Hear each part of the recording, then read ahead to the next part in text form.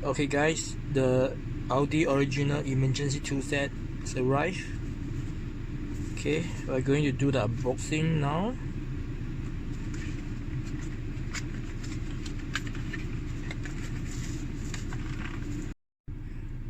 So this is the emergency tool. We have an instruction manual here. Okay, and let's see, this is the cutter. Okay, you can use this cutter to cut the safety belt in case of any emergency. And there's a hammer here. This is a glass hammer. You can whack the windows, break the glass in case of any emergency. And there's a hand winding tool here. So this is basically a small generator that you can charge your torchlight battery, so you're not afraid of the torchlight running out of battery.